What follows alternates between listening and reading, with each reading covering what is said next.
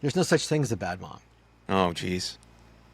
And I Tell me know more. that because I represent men who come into my office, they sit down, they tell me like what she's doing, the lies she's telling the kids about him, the false allegations of, let's say, child abuse, the false allegations of sexual abuse, the maybe that she's got some mental illness issue or substance abuse issue. And I'm like, okay, so why aren't we being more aggressive and going after and taking the kids from her? Well, she's a good mom. I'm like, Hmm. dude, how?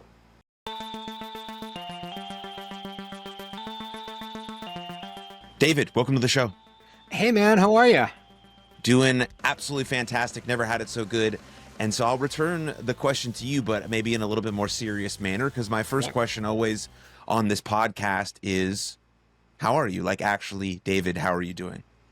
The truth is, I am overwhelmed with joy at like how things are going in my life because I'm making the shift from being a divorce lawyer for 26 years to online content creator, author, like business coach, relationship coach, dad coach. It's kind of amazing. Overwhelmed with joy. I love that. I've never heard it. I've never heard overwhelmed put with joy before. It's usually like, fuck, dude, I'm overwhelmed. And then Yeah. that's it. And that's it. But dude, yeah, pumped to hear that you're overwhelmed with joy. And speaking of that question, do you think guys in general have a tough time answering that question? No, I think we have a very easy time answering that question, just not honestly. Mm. We always answer that question with, I'm fine. There's fine and good. And then, I'm getting through it, which is when everything is falling apart and your life is in shambles. I'm getting through it. Why do you think that is? Why do you think we don't have any honesty behind that? I think it has to do with a lot of training that comes from frequently our mothers and our girlfriends and wives who are like, man up. And if you're honest with them and you say what's really going on, it's going to get weaponized against you. If you say like I'm depressed or I'm sad or like I'm having trouble with this and I want to talk about that or my feelings, it's like that's going to come up in an argument later. It's going to get used against you. And the thing that I find really interesting is that like in my men's group, when guys get really honest and vulnerable and they drop that crap and they start talking about how they feel alone or isolated or they're sad or they're pissed off or they're hurt, they're frustrated, the men actually come to support each other. It's a real interesting dynamic. There's like this social myth that men are going to attack each other, and it's not actually been my experience. The men's groups I'm in, men tend to actually be really supportive of each other, and there's a little bit of macho BS but nothing when it's really real. That the macho BS falls by the wayside pretty quickly. Yeah, I agree with that. In my experience, at least on sports teams, Hmm. in locker rooms, there's always shit talking. There's all Right. that type of nonsense. Yeah. But I think there's like an intuition with guys when at least someone you know for a while, like a buddy, like someone you consider a close friend, Hmm. you can tell when they start to get serious. Like, yeah, we do the dick jokes and the this and the that and whatever, Right. whatever. But there's like this, there's like, okay, I feel it. My buddy's being serious right now. I'm going to be serious with him. And we do actually, regardless of how people might think about masculinity, we as dudes we do know how to hold space for one another, especially with other guys. And I think that's a really, really powerful thing. Now, like you're saying, sometimes we get worried about doing it maybe in public or doing it with women, because maybe they'll see us as weak and we don't want to be seen as weak because we want to be seen as these strong, big, macho men, probably because we want to try and have sex with them. But all sorts of things go into that dynamic. But I think when you truly build a relationship, like maybe a marriage over a long term commitment, which some people don't want to commit these days, but I think that's a beautiful thing. Then there's the ups and downs of the relationship, the expression of your full self that can really be heard and seen and loved. But I do think that in a men's group or a sports team, we do know how to hold space for each other, and it's a really quite beautiful thing. Absolutely. In my men's group, we have a lot of people come in and go out, and there's an interesting dynamic there's every now and then some guy will get called to go up and share, and he'll have like maybe like a speech impediment, and he'll work his way through it, and he's so nervous that like he's gonna get picked on and like people are gonna attack him, and inevitably I love it when that happens. Like I start crying, like as soon as I see that that's what the issue is, because I know what the result's going to be. At the end, like there's this roar of applause and like, yeah, you did it, dude. And it's so much, there's so much love and empowering energy that happens. And it's like the guys that go through that, they walk away, they're completely changed. It's unbelievable. Like all of a sudden, like the stuttering issue will drop by like 85% just because they've conquered it. It's amazing.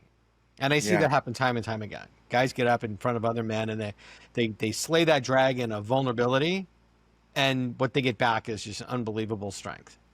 Yeah, it's a beautiful thing. So take me back 26 years ago. What drove you into being a divorce lawyer and working with dads and things of that nature? It's all my partner's fault.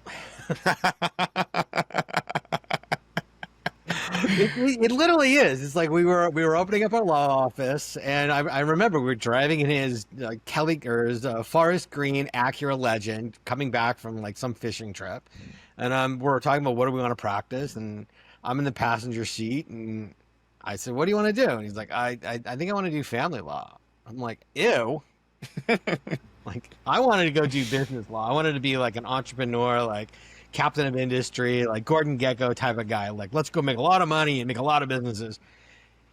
Well, my job in our partnership was to go out and beat the bushes, and I would go to the Rotary Club and the Chamber of Commerce, and I would do the Elks Club and the Moose Lodge and all of those places, and I'd do my little dog and pony show. And nobody wanted to talk to me. Like just no one had anything for me in business. I'd be like, all right, that's fine. Like it'll grow. And then I would talk about my partner does family law. And I would say, we also handle family law issues. And I would get bum rushed. There would be like 5 people coming up to me like, I got to get a divorce, lower my child support, get me out of this alimony. I got a domestic violence issue. Like, can you? And all of a sudden I'm getting all this business from my partner, which is great. I love that. But his calendar got so full, it spilled into my calendar. And now I'm having to do court appearances, and all of a sudden I'm doing intakes with clients. And before I knew it, like within 6 months, I had a full calendar of family law. And 26 years later, it's like, oh, wow, how did that happen? Wow. So you stumbled in it a bit by accident, and then it became your career. Yeah. And honestly, it actually became my passion. It's evolved over the years. When we started off, it was, Pisarra and grist, and we were just doing like men and women and divorces and child custody stuff and whatever came through the door with family law. And about 5 years in, I was I had a very full calendar, and I had a couple crazy clients. And this one client just came in, and she started berating me and yelling at me and saying that I had to fix her fuck up. And I was like, I can't do this anymore. But we had mortgages and dogs to take care of and kids to take care of and, life responsibilities. And like, you can't just walk away. So I had to reconfigure it. And I made a list of clients I liked, clients I couldn't stand. And it was like boys on the left, girls on the right. I'm like, okay, this is interesting. And what I realized is that when a woman comes into a lawyer's office, she wants me to be her best friend, her stylist, her father confessor, her knight in white shining armor. She wants me to destroy him, get all the money, put him in jail, destroy his business, take the kids away from him. And I don't have any money. You got to go to him to get it. And when he comes in, he sits down. He's like, dude, it's over. Like, we haven't been intimate in 5 years. I want out. What's it going to cost me? How long is it going to take? And it's like, here's your retainer. Call me when you need me. Completely different experience working with men. And I was like, okay, this I can deal with, and that I don't want to deal with anymore. Because dealing with a man who's going through this, it was like, okay, the stress level just comes down. They're more like, okay, just what do I got to do? Like, fill out the paperwork, get it done, move on. So there isn't so much emotion. And we did that for about 10 years. And about 7-8 years ago, I started to focus in on dads and dads issues, because what I was seeing is there's more and more men who are not having time with their kids. I was sitting in courtrooms and I was watching men walk up, argue with the judge, try and get more time with their kids, not know what to say, walking out with no time with their kids. And that's not fair. And I have an inherent sense of justice and fairness, partly because I was bullied a lot as a kid. I was a gay kid in the 1980s, right? Like the outcoming of AIDS life. It was like, oh my God, worst thing in the world. You're going to die bad. And so I got bullied a lot. And so I kind of identify with people who were bullied and the targets. And in family law, men are the targets. Men are the ones who get bullied. They get bullied by the judge. They get bullied by the ex-wife or ex-girlfriend. They get bullied by the minors council. They get bullied by the therapist. They get bullied by the social workers. And I'm like, this has got to change. It's not fair. Someone has to step up. And so as a single gay man who's got really, go ahead, attack me. What are you going to do? Like, I don't care. You're not going to ruin my dating life. You're not going to like cancel me because, I say things that are offensive or inappropriate. Like, go on. So we started focusing in on Dad's Law, and it's become dadslawschool.com. It's an online course that teaches dads how to represent themselves in family court. Because those dads that I was seeing would walk up to the judge and they would say, I'm a great dad. I want my 50% custody. And the problem is when you say you're a great dad, you're not actually saying anything. You're not telling the judge what you're like as a parent. And in family court, mom's coming in and she's got a book.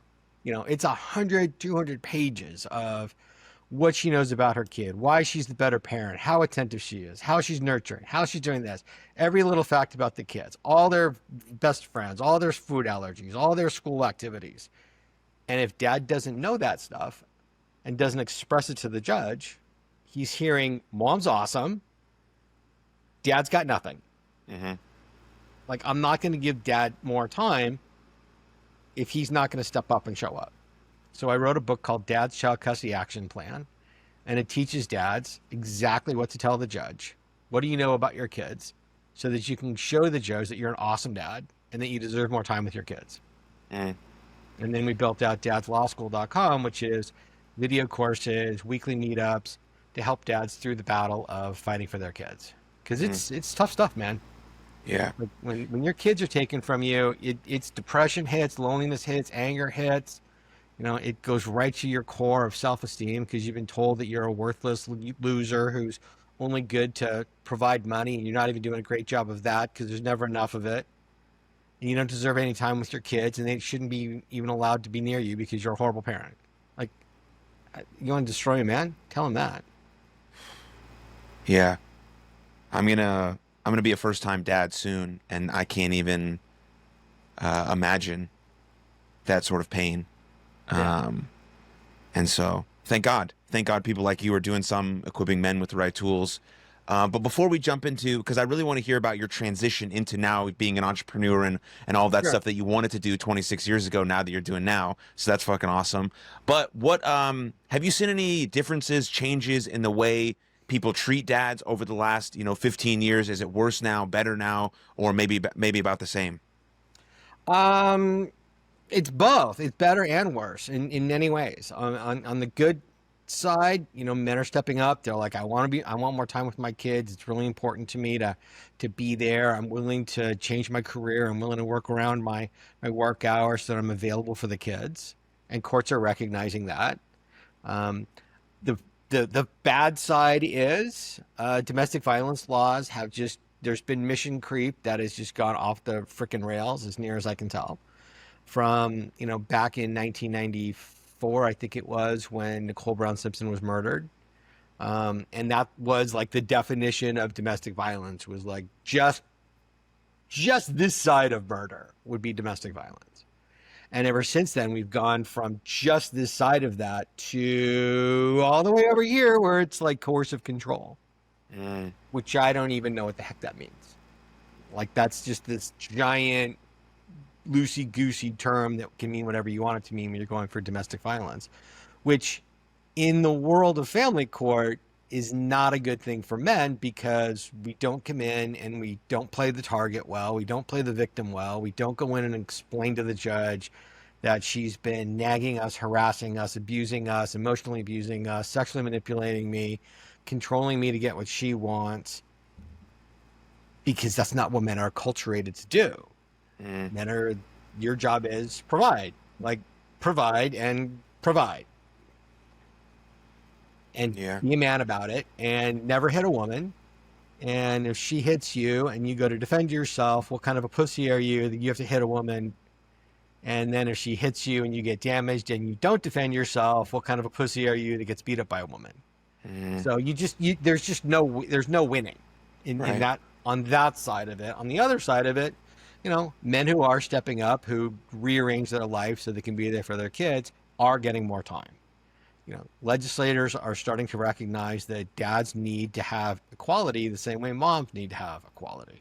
It's happened in Florida, it's happened in Missouri. I want to say Iowa, I think is the other one. Maybe it's Indiana.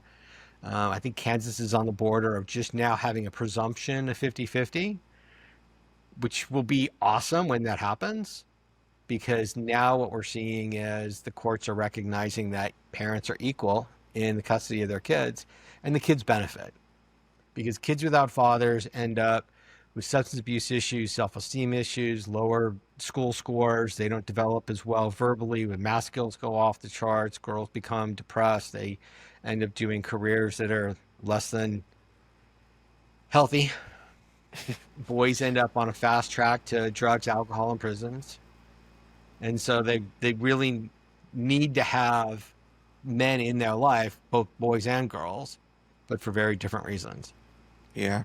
Yeah, the father is extremely important. I mean, you can see through the stats that even when a young man loses a male role model, his success in life drastically goes down. So you can even see that just with someone maybe like a coach. That coach leaves and he never sees him again.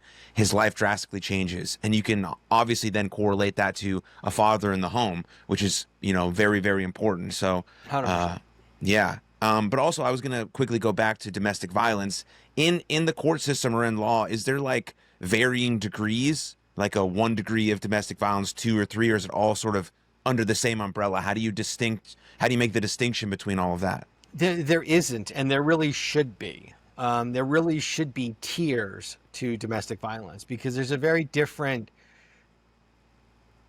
trauma that happens if two people are just arguing and somebody raises their voice versus long-term systemic manipulation of financial control, emotional abuse, isolation from family and friends, and ego destruction, and then third level of actual physical violence where people are actually damaged and hurt. Unfortunately, as it stands right now, the domestic violence umbrella is just one big umbrella. It's everything is domestic violence, and the minute you're an abuser, whether it's like, oh, you raised your voice. I grew up in a crazy loud Italian household. Like, that was just good morning. Like, not a big thing to me. From that extreme to actual physical violence, the punishments are the same for the abuser. Loss of your kids, forced to go to supervised visitation classes, forced to take anger management classes, forced to take batterers intervention classes, presumption of sole custody to the victim, usually the wife or girlfriend, sole physical custody, sole legal custody, and it's a great way to take a father almost completely out of a kid's life. It becomes so expensive that many men actually can't afford to be fathers to their kids, because now they're paying child support. Now they're paying classes for intervention on batterers intervention courses, anger management classes, supervised visits at $50 to $150 an hour just to see your kids, plus all the other stuff you're going through. Plus now you've got a new apartment you have to pay for. Most guys, they don't have the resources for that. Yeah, and if you have young children, there's no way they can fully grasp why dad's not there. In No, their not at mind, all. they're probably just thinking, dad doesn't like me, I wasn't good enough, dad never shows up. When in reality, he's probably working 60, 70 hours a week to try and sort it out, but still doesn't have enough resources and funds to do all of these sorts of things. And so it probably creates even more this sense of unworthiness and not being good enough. And in the kid's mind and in the dad's mind, it's got to be one of the hardest possible things that you can potentially go through.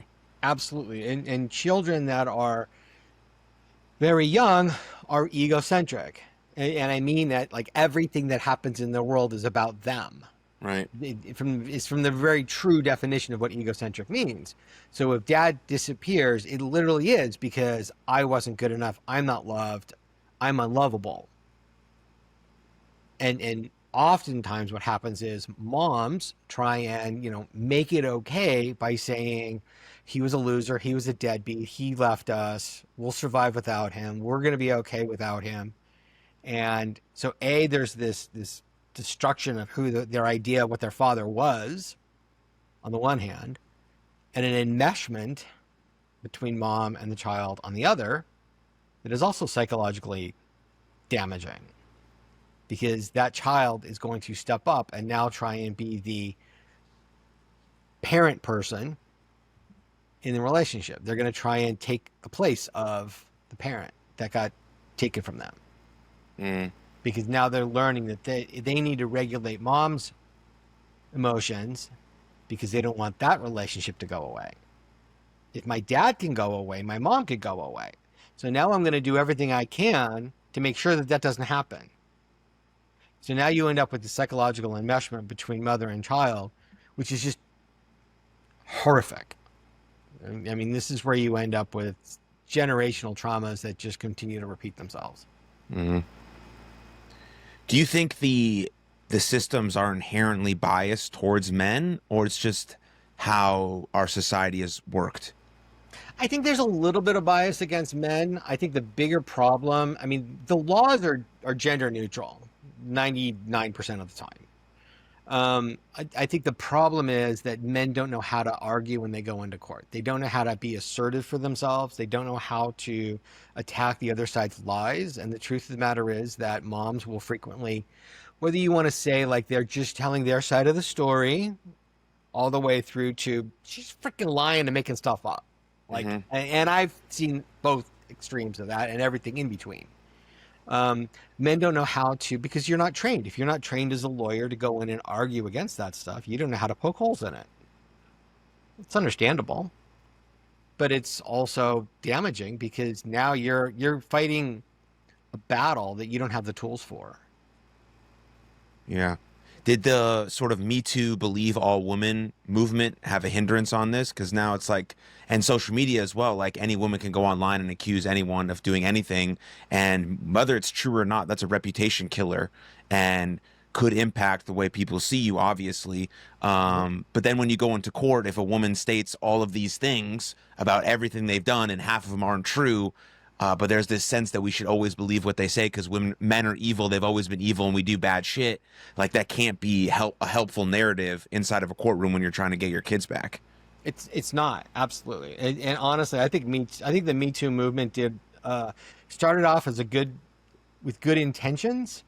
And as we know, the road to hell is paved with good intentions. Yeah. And I think what it's actually done is it's probably backfired. I think a lot of people now are becoming even more suspect when it's believe everything she says. Yeah. Because we've had those cases where it's so obviously false. Yeah. And it sucks for the women who are actually getting hurt and abused and harmed in a very serious and dangerous way, because we always have this like looming thing in the back of our head saying, you sure now? Because there's a laundry list of people who've lied about it, and I can show you where they are on social for the quick $50 million that they could have gotten. And so it makes it even worse because obviously there are men in the world who abuse. Of course, we know that. It's like no doubt. Right, but like just like women don't want to be generalized and say that all women do this all the time.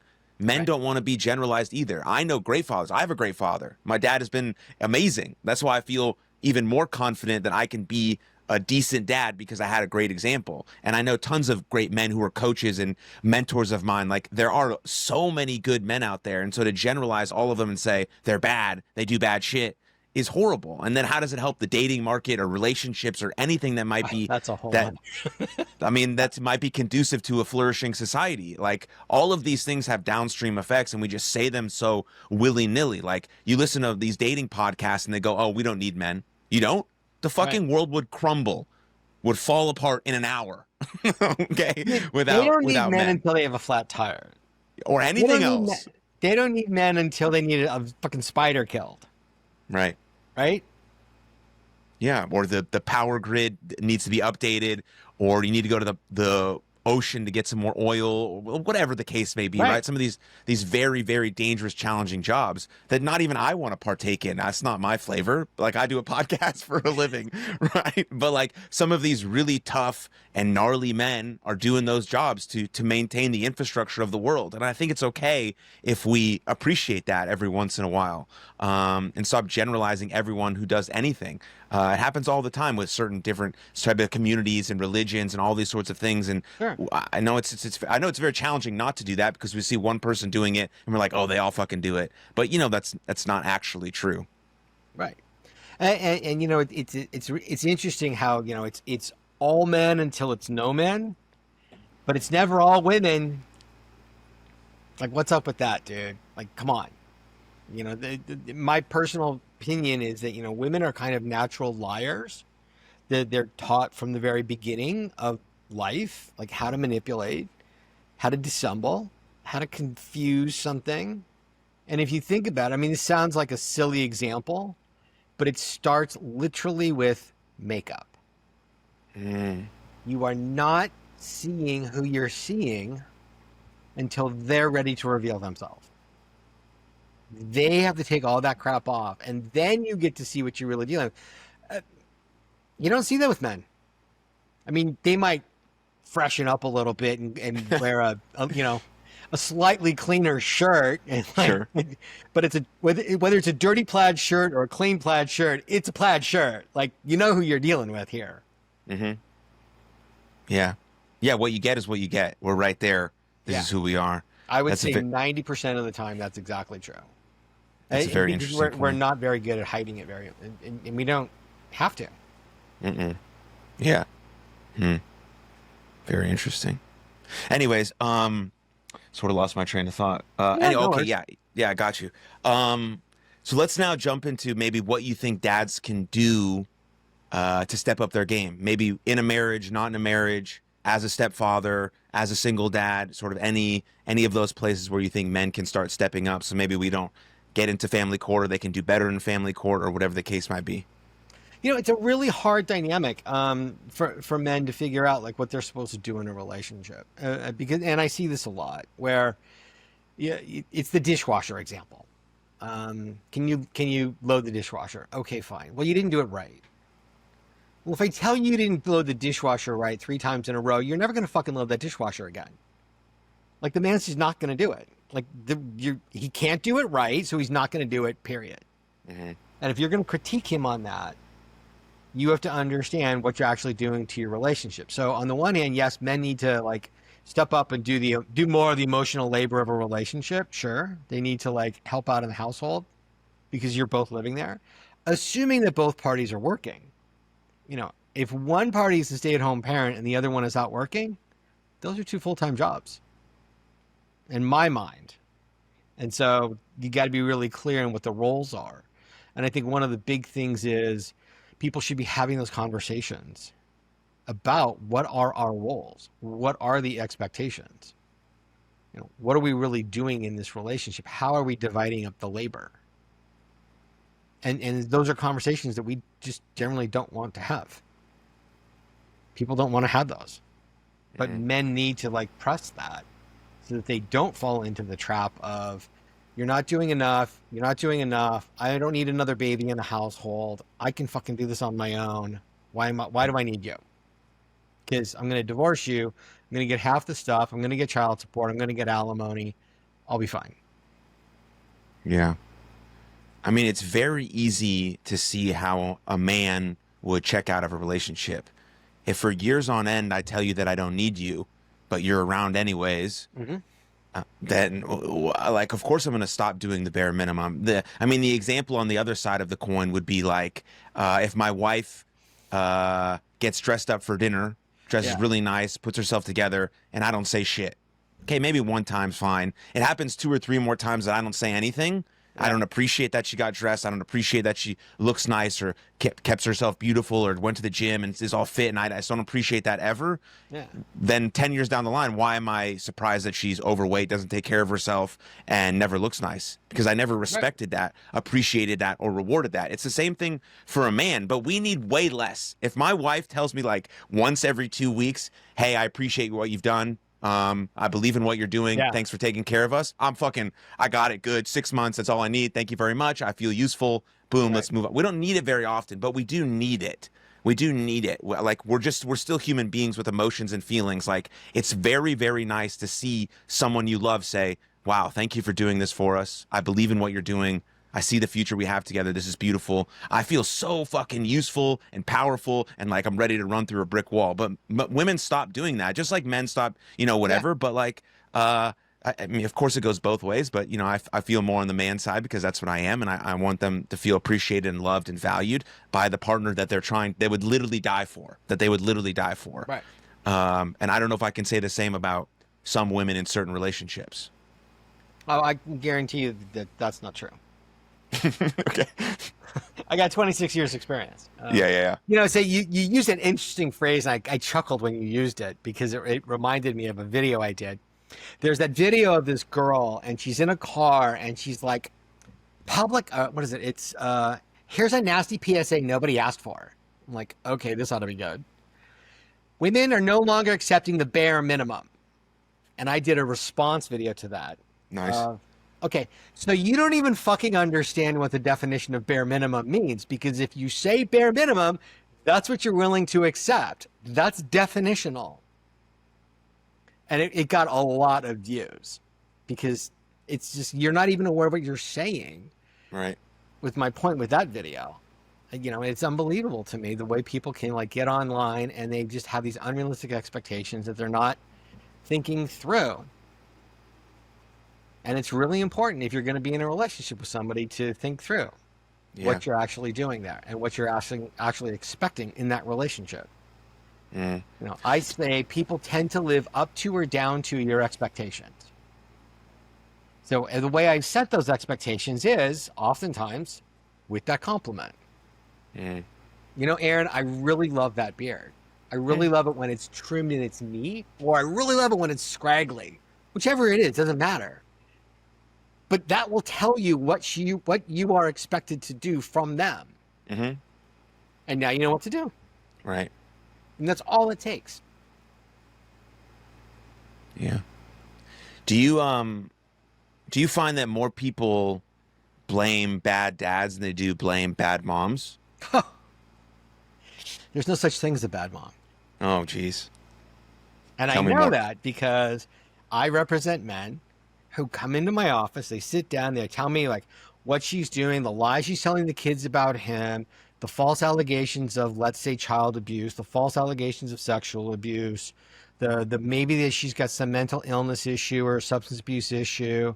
And I'm like, okay, so why aren't we being more aggressive and going after and taking the kids from her? Well, she's a good mom. I'm like, dude, how?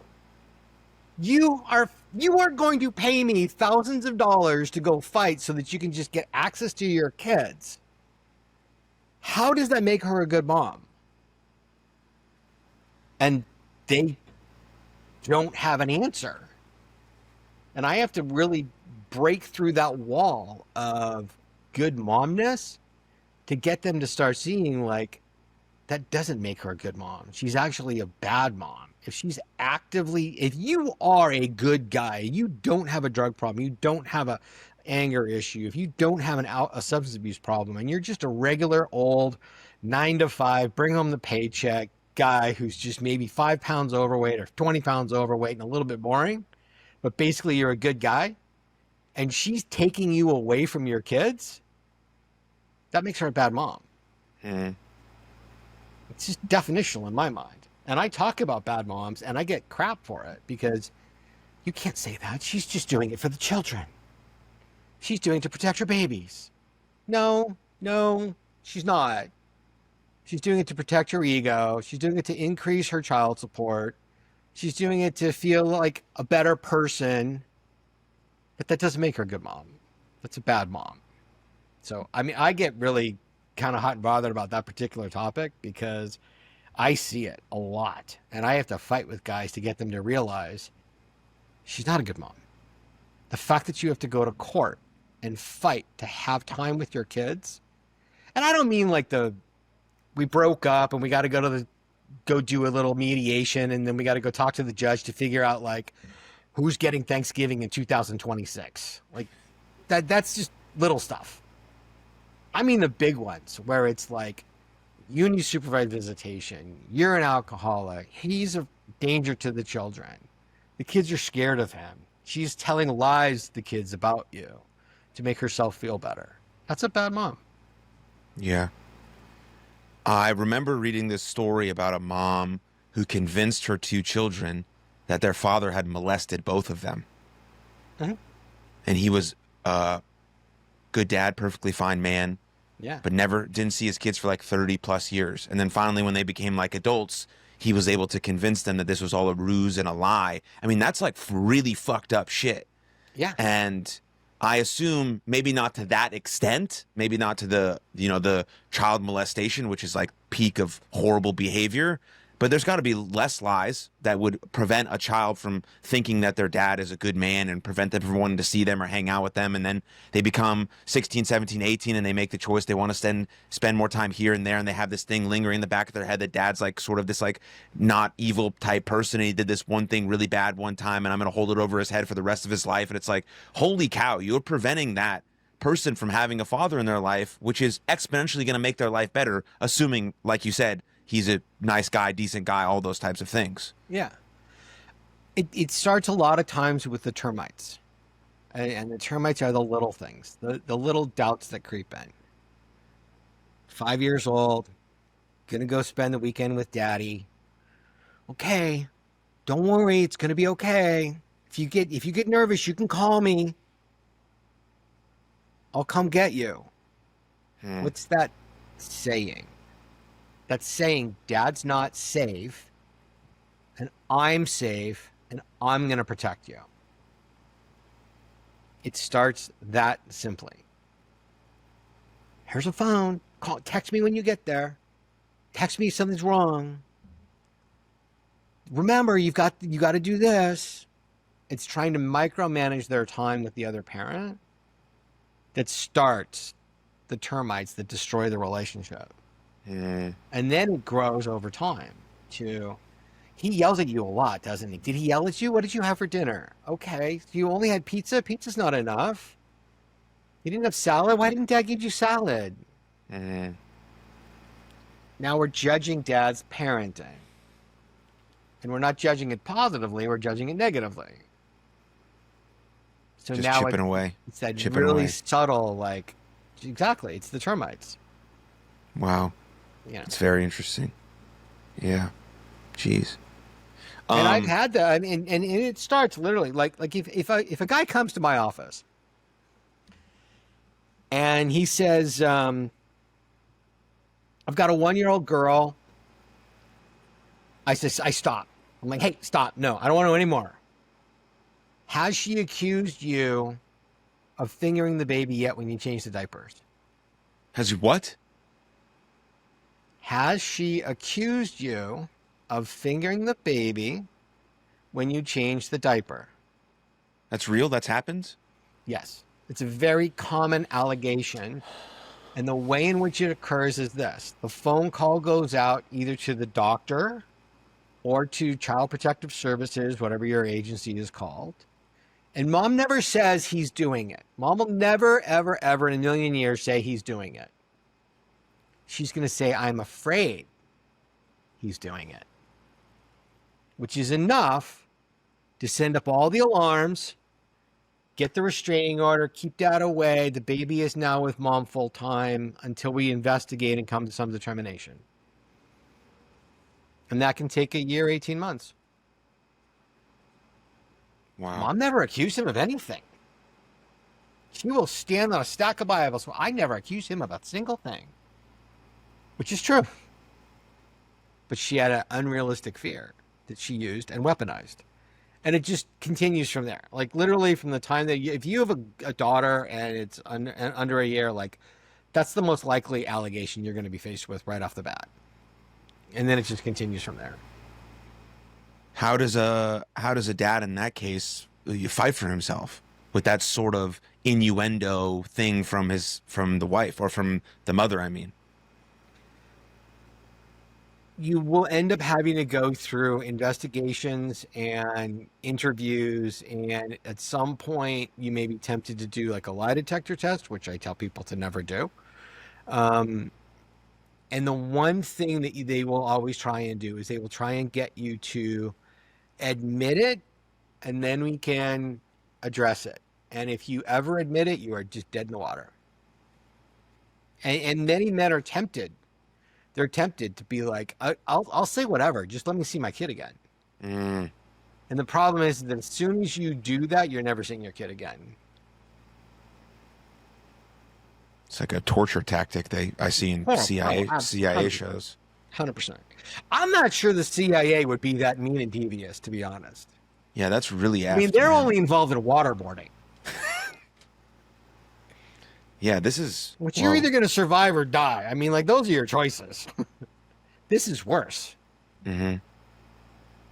Yeah, because you assume you're going to talk live. to a father who's had their kids taken from them through parental alienation or through these false allegations. It's the most agonizing, excruciating pain they go through. Yeah. They will it literally drives many men every year to take their own lives. Yeah. They get so depressed over it. Yeah. But that's why I built Dad's Law School. That's why I built the book. That's why I do what I do, is because I'm trying to give dads the tools they need to fight to have time with their kids. You know, dadslawschool.com is designed to bring dads together to support themselves through hopefully not the false allegations of molesting. And hopefully it's just the easier stuff of you're not a great dad and you're not that on top of things, and we just tune you up and send you back into court. Yeah.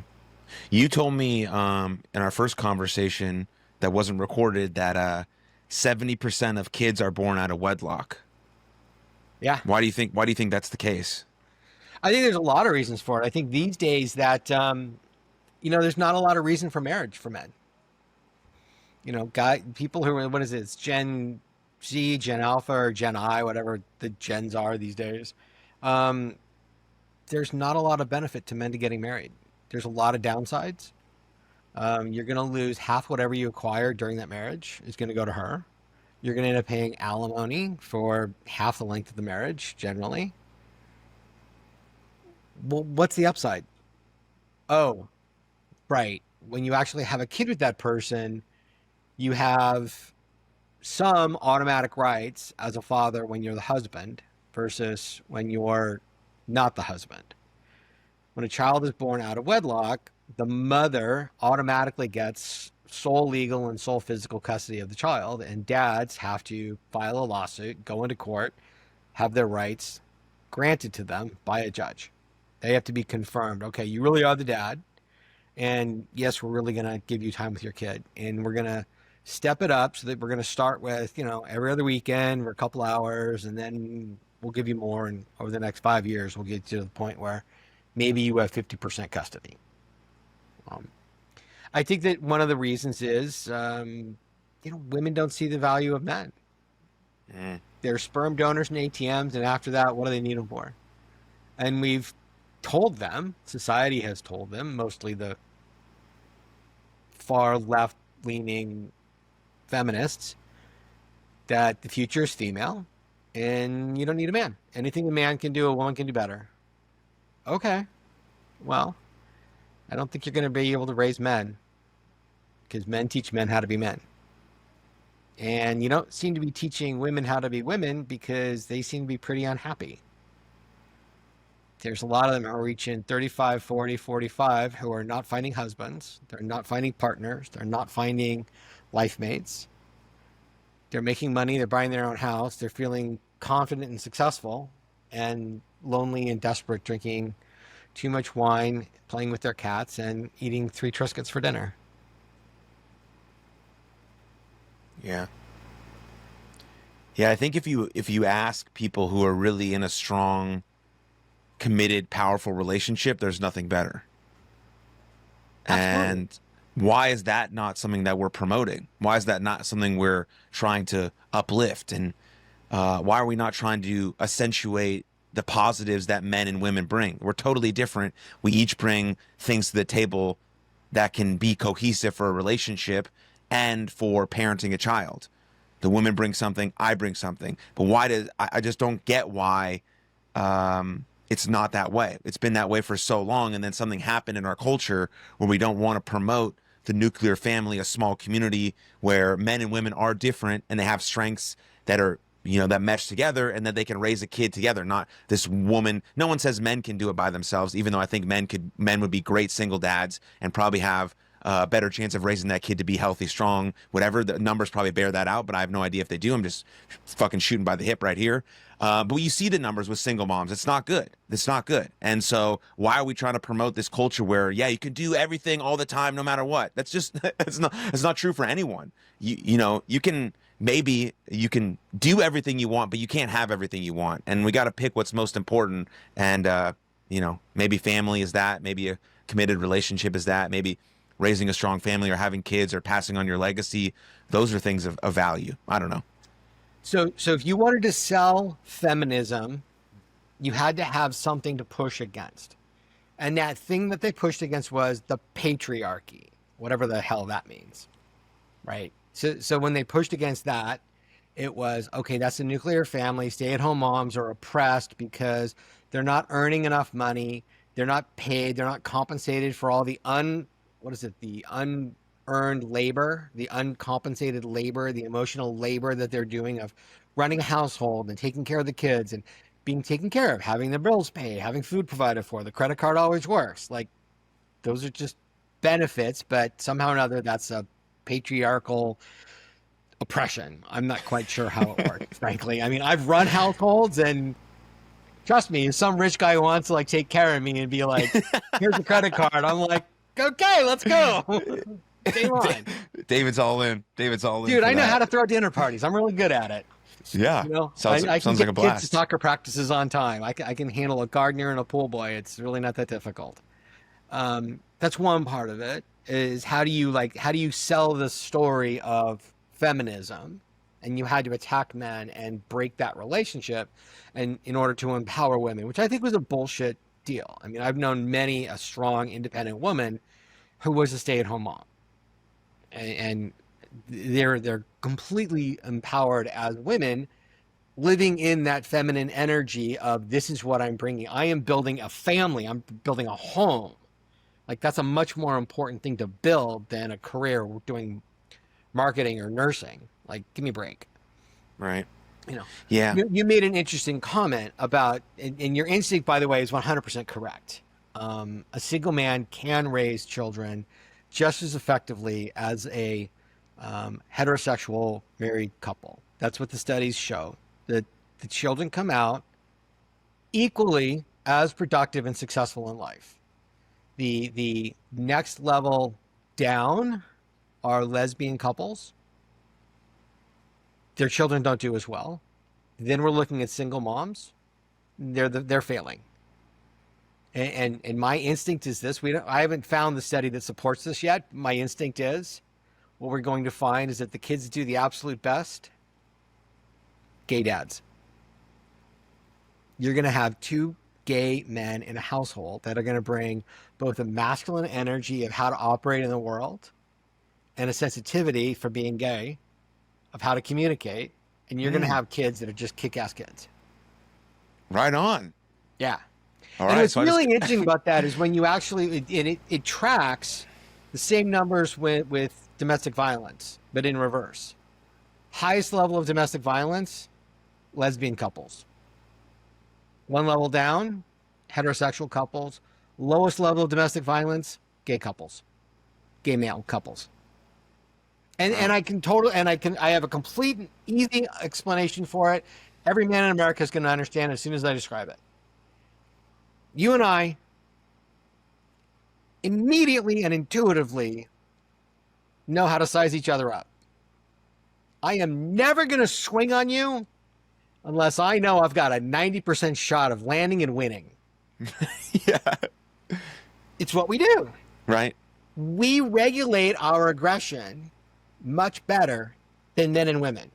Women don't regulate aggression well because they don't have to. Your wife could slap you and you're not going to do anything. She's completely empowered to slap you.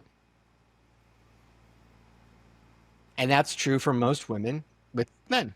That's why they're so aggressive. That's why it happens. Mm. And men don't stand up and say, that's not acceptable. Don't do that. And they get away with it. And then when you put two of them in a relationship, they're doing it to each other because they can both get away with it. They've been told, like, that's what you can do. Very interesting. Very interesting. So I said I was going to bring it back. Here's my great podcasting skills at work here, David. I told you I was going to bring it back to what you're doing now. So you spent 26 years doing this, and what drove you into sort of content creation, entrepreneurship, things like that? Was it just you wanted to reach more people? One-on-ones just weren't cutting it. What was the case there? 100%. The reality is that, you can pay me a high hourly wage and I can only deal with so many people in a day. There's only so many men I can defend in a year. But with online courses, my video courses at dadslawschool.com, with my book, Dad's Child Custody Action Plan, available on Amazon and my website, I can now reach thousands, maybe millions of men every year and have them become more accessible to their kids, have them perform better in court so that they get the time with their kids that they want and that their kids deserve. It's a matter of scale. And through podcasts and videos and YouTubes and TikToks, we do 7 TikToks a day right now. And those go out on Instagram and those go out on the YouTube and they're everywhere. It's all under Dad's Law School, and you can find all kinds of information that I'm putting out there because that's how I can get the message out to help more dads at scale. Beautiful. Well, we appreciate your work and everything you're putting out into the world. David, is there anything that I didn't ask you, failed to ask you, or that you want to mention before we wrap up here?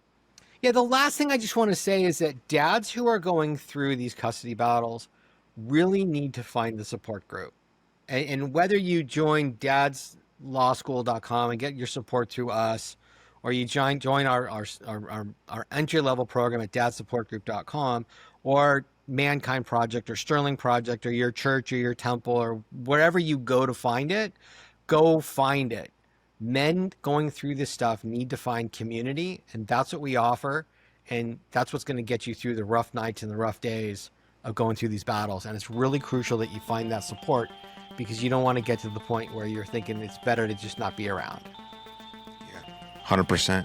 100%. Well, thank you. Everything that David mentioned, linked in the show notes below. But David, appreciate the chat, man, and appreciate everything you're putting out into the world. Thanks, Aaron. It was great being here. Thank you very much for tuning into that episode. And if you enjoyed it, click right here for another full-length episode of the podcast. And please don't forget to subscribe. But most importantly, above all else, please take good care of yourselves and others. And I'll see you next time. Lots of love. Cheers.